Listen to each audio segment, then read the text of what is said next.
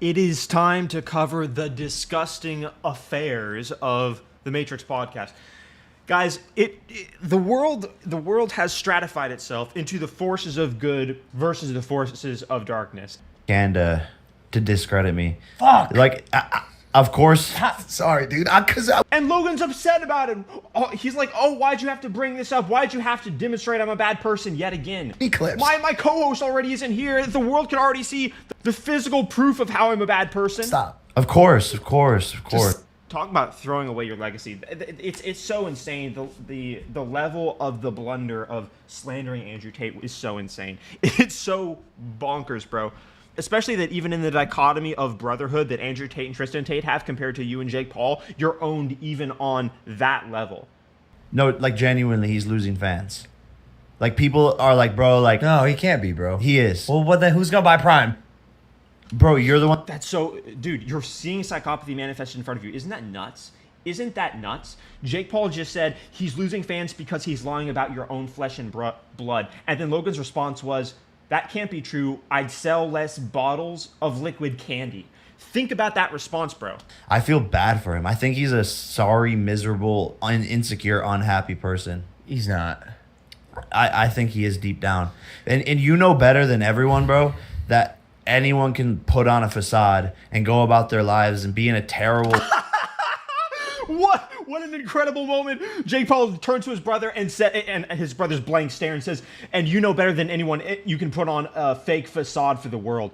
Bro, look at this disturbed human, this disturbed freak, this disturbed permanent liar who does nothing but slander innocent men that are actually bringing value to the world. It's so pathetic. Everyone that is hated against Andrew Tate is so pathetic. That anyone can put on a facade and go about their lives and be in a You looked at the camera like, fuck. terrible spot and a terrible position.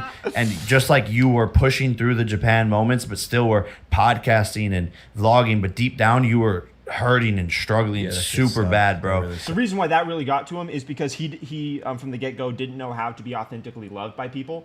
And so when people turned on him, he had nothing. Because he didn't have the fandom anymore. But he also didn't have the content and quality of character to fall back on, to turn to like most normal people would. He was left with nothing, and that's why he was truly terrified. That was a shaping moment for Logan Paul's psyche, where instead of developing character, he just became a Matrix puppet agent for the rest of his life. Imagine sitting next to your brother, your own flesh and blood. This would have been impossible in the olden times. You would have been executed for evolutionary stupidity. But imagine sitting next to your brother and talking about his greatest enemy, fighting him as if you don't have a preference about who wins. That is so bonkers. That is we've become desensitized to how much of a failure that is. It's being presented as normal and not psychopath behavior because they put this on the podcast. But this is disturbed. This is crazy. It's so crazy for Logan not to even treat his brother like a brother. And again, that's another reason why he's enraged and deeply, deeply threatened by Andrew Tate, because Andrew Tate's relationship with his brother is the very definition of brotherhood, something he doesn't have. But then again, every single person that hates against Andrew Tate is confessing to being triggered about something that they don't have that Andrew Tate embodies. I can like KSI as a person and heavily disagree with one of his opinions and takes. Oh, the hypocrisy. It's so disgusting.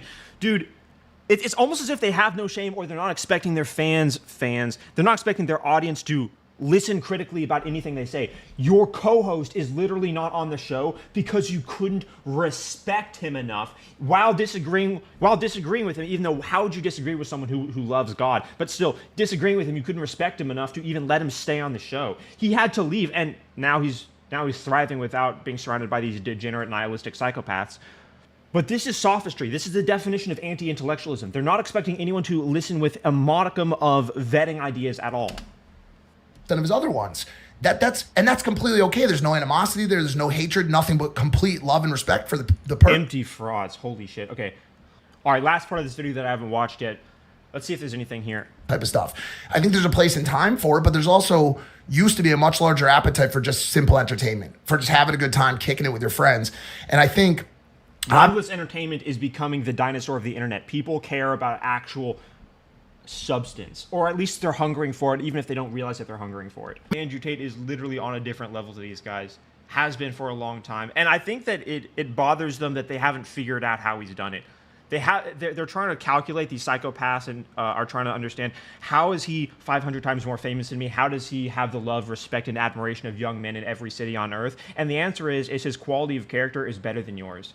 You're not a good person. You don't want the future to be better for young men, and you're not working to make the world better. You're just a freak, dude. You're just a freak with a podcast, and you're a performing clown who's ruined your legacy and is marrying a whore.